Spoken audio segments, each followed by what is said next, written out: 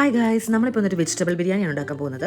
അപ്പോൾ അതിന് വേണ്ടിയിട്ട് ഞാനൊരു കോളിഫ്ലവർ എടുത്തിട്ടുണ്ട്. അപ്പോൾ കോളിഫ്ലവർ എനിക്ക് അങ്ങനെ നന്നാക്കാൻ വേണ്ടിയിട്ട് അറിയത്തില്ല, മമ്മി ചെയ്യുന്ന കണ്ടിട്ടുള്ളൊരു ചെറിയ ഐഡിയ ഉണ്ട്. അപ്പോൾ അത് വെച്ചിട്ടാണ് ഞാനിത് കട്ട് ചെയ്യുന്നത്. അപ്പം നല്ലൊരു വലിയ കോളിഫ്ലവർ തന്നെ എടുത്തു. അപ്പോൾ അതിൻ്റെ ഒരു ഹാഫ് പീസസാണ് ഞാൻ എടുക്കുന്നത്, മീൻസ് ഒരു ഹാഫ് കോളിഫ്ലവറാണ് ഞാൻ എടുക്കുന്നത്. അത്രയും മതി നമുക്കിവിടെ 2 പേർക്കല്ലേ.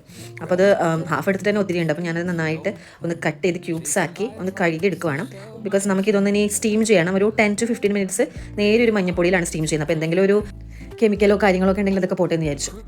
പുതിനയില, മുളക്, ഇഞ്ചി, വെളുത്തുള്ളി ഇതെല്ലാം ചേർത്ത് നമുക്കൊന്ന് മിക്സിയിലിട്ട് ചതച്ചെടുക്കാം. അപ്പോൾ ഞാൻ അതൊക്കെ ചതച്ച് മാറ്റി വെച്ച ശേഷം നമ്മളുടെ കോളിഫ്ലവർ ഇവിടെ വെന്ത് വന്നിട്ടുണ്ട്. അപ്പോൾ അത് ഞാൻ കുറച്ച് മസാലയും കൂടി ചേർത്ത് പുരട്ടി വെച്ചേക്കാണ്. ഇനി നമുക്ക് ബിരിയാണിക്ക് ആവശ്യമായിട്ടുള്ള കുറച്ച് വെളിച്ചെണ്ണ, ഞാനിപ്പോൾ കുക്കറാണ് എടുത്തിരിക്കുന്നത്. അപ്പോൾ വെളിച്ചെണ്ണയും കുറച്ച് നെയ്യ് കൂടിയാണ് ഞാൻ ചേർക്കുന്നത്.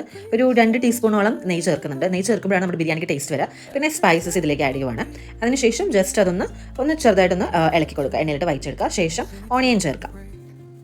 ഓണിയൻ ഒരു ഗോൾഡൻ ബ്രൗൺ കളർ അത്ര ആവണ്ട, ജസ്റ്റ് ഒന്ന് ഒരു ഷെയ്ഡ് ഒന്ന് ജസ്റ്റ് ചെറുതായിട്ട് ചേഞ്ച് ചെയ്താൽ മതി. അതിനുശേഷം ഞാൻ നമ്മൾ ക്രഷ് ചെയ്തെടുത്ത ഇൻഗ്രീഡിയൻസ് കൂടി ഇതിലേക്ക് ആഡ് ചെയ്യുവാണ്. അതൊന്ന് ഇളക്കിയ ശേഷം കുറച്ച് തക്കാളി കൂടി ചേർത്ത് ഒന്ന് ഇളക്കി. പിന്നെ 1 ഗ്ലാസ് അല്ലെങ്കിൽ 1 കപ്പ് തൈരാണ് ചേർത്തിരിക്കുന്നത്. പുളിയില്ലാത്ത തൈരാണ് കുറച്ചുകൂടി നല്ലത്. പിന്നെ നമുക്ക് ആവശ്യമായിട്ടുള്ള മസാലാസ് കൂടി ഇതിലേക്ക് ആഡ് ചെയ്തു. ഞാനിപ്പം മഞ്ഞൾപ്പൊടി, അതുപോലെ മുളക് പൊടി, മല്ലിപ്പൊടി, ചിക്കൻ മസാല അതാണ് ആഡ് ചെയ്തത്.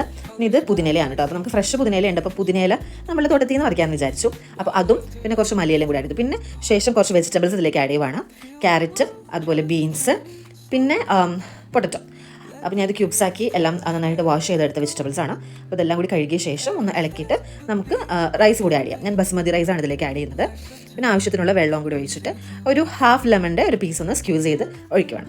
പിന്നെ കുറച്ച് ഉപ്പ്, ആവശ്യമായിട്ടുള്ള ഉപ്പ് ഈ സമയത്ത് നമുക്ക് ചേർക്കാം. എത്രയാണോ ആവശ്യം അത് ചേർത്തിട്ട് ജസ്റ്റ് എല്ലാം കൂടി ഒന്ന് നന്നായിട്ട് ഇളക്കി ഞാനതപ്പോൾ ഒന്ന് ഒരു വിസിലിന് വേണ്ടിയിട്ട് മാറ്റി വെച്ചിട്ട് അതോടൊപ്പം തന്നെ ഞാനിവിടെ കോളിഫ്ലവർ കൂടി ഫ്രൈ ചെയ്തെടുത്തു. പിന്നെ ഉച്ചയ്ക്ക് പറയണ്ടല്ലോ, എല്ലാം കൂടി കൂട്ടി ഒരു പിടി പിടിച്ചപ്പോൾ അത്രേ ഉള്ളൂ. ബൈ.